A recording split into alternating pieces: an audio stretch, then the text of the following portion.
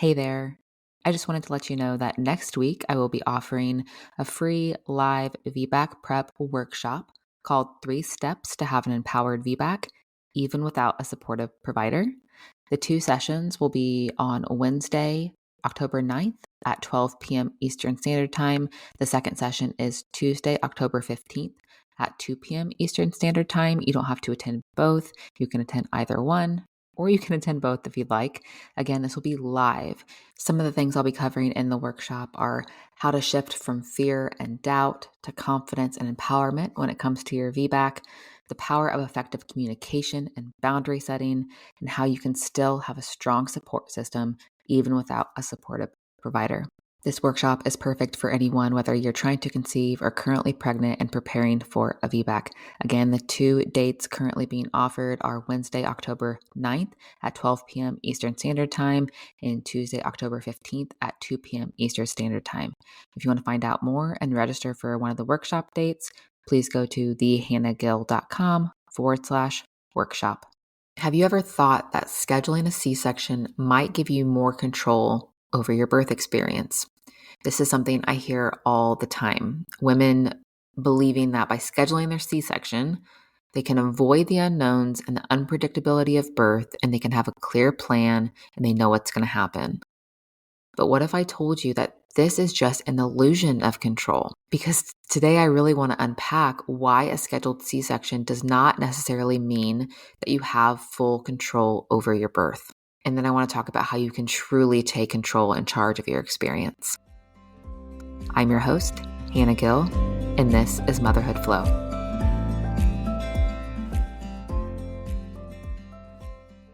Now I want to get into a little bit of a hypothetical situation. So, like I mentioned, I hear so many women say that even though they truly do want a VBAC, they're just going to go ahead and schedule a repeat C-section so they can have some sense of control, because in their first birth experience, they felt out of control. They felt disconnected. They felt disempowered.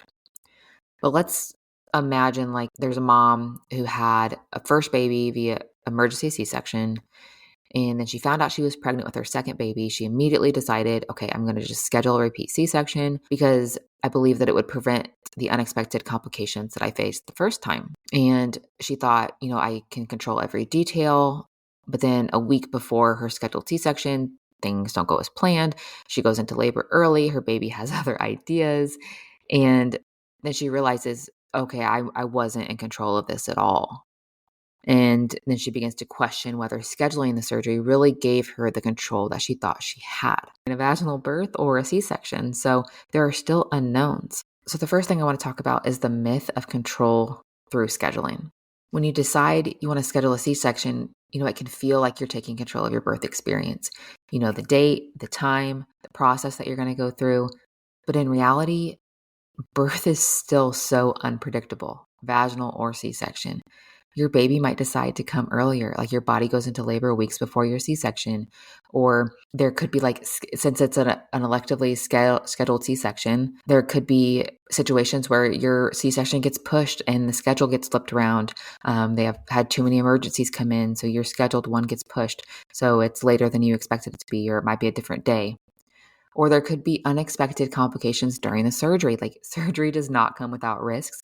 Even though it is a scheduled and controlled environment, things do happen. So that is a sense of unpredictability and unknown there. And by putting all of your faith in the date on the calendar, you're not necessarily avoiding those unknowns. The second thing I want to talk about is the false sense of safety and certainty.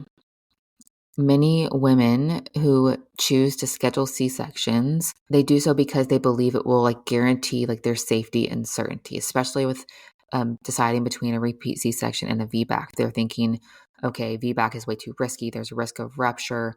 So I'm just going to schedule this repeat C-section to guarantee, a smooth outcome, some safety and some certainty.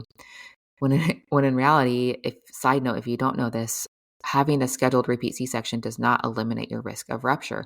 There is still a small percentage. I believe it's 0.16%. I'll have to double check the study, but about 0.16% chance of rupture, even with a scheduled repeat C-section. Even planned surgeries have risks. And I know people are not ignorant to this fact. Like everyone knows that surgeries come with risks, and it's important to acknowledge that because complications can arise during the surgery and recovery might be more difficult than you expected. A lot of women have said like their scheduled C-sections are so much smoother, recovery is easier than their emergency or unplanned C-sections, and that is often the case. But even with a scheduled surgery, like I've had multiple scheduled surgeries of different kinds, and no matter how smoothly it goes, recovery sucks. Like recovering from a major surgery sucks. So it could be more difficult than expected, even if it's scheduled. Or even more deeply, there could be like an emotional impact of opting out of the birth you truly wanted. And that could impact you more than you realize. So if you truly want a VBAC, but you're like scared of the unknowns and the unpredictability and you want a sense of control, so you schedule the repeat C-section, there could potentially be like regret there or like emotional impact, and not regretting like bringing your baby into the world, like deciding something with the information you know at the time, but in your heart and your gut you truly know like I want a VBAC, but you end up scheduling a repeat C-section, and even though it's not what you truly wanted, there could be an emotional impact and regret there. And there are women who opt for VBACs and regret that and wish they would have scheduled a repeat C-section. The point I'm trying to make is that it's not just one-sided, and you shouldn't be making decisions that aren't aligned with what your gut and your heart are telling you. And having a surgery scheduled does not mean that you can avoid these outcomes and avoid these potential possibilities. The third thing I want to talk about is that, see, I'm a type A person. I'm Enneagram 2. I've always liked being in control of things. I want things done my way, how I want them to be done, when I want them to be done.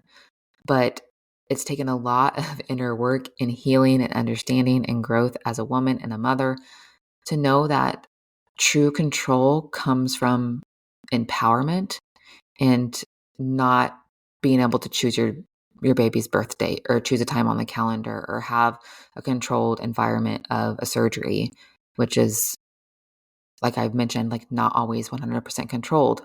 But true control over your birth experience comes from being able to make informed choices and feeling empowered in the process. So it doesn't matter if you're planning a VBAC or another C-section, like scheduling a repeat C-section. It's about having a voice in your care and your decisions, understanding your options, fully understanding your options and the risks and benefits and being aware of all of them, and then being fully present in the decisions that are being made. Control, it's not about knowing like the exact date and time that your baby's going to be here. Although that would be nice, like to know that, but it's about trusting yourself and your body and your birth team to support you no matter what happens, and really surrendering to the process. Like I truly believe that surrender is so, so important. As much as we want to control it, no matter what type of birth scenario it is, we are not in control of that. There are a lot of things in our control, but we can't control everything. So know what you can and cannot control. So here's something actionable and tangible that I want you to do.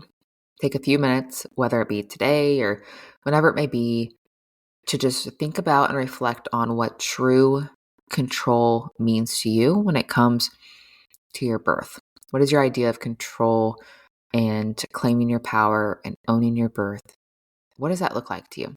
Write down one or two things or jot them in your notes app or whatever. Write down one or two things that make you feel empowered when it comes to your birth, and ask yourself about how can I advocate for myself in my birth, whether that be a VBAC or a repeat C-section. How can I advocate for what I want and for myself and for my baby, and what is truly in my control? And when you focus on making informed choices and feeling supported, that's where the real control comes from, not a date and time on the calendar, not in putting the birth into somebody else's hands.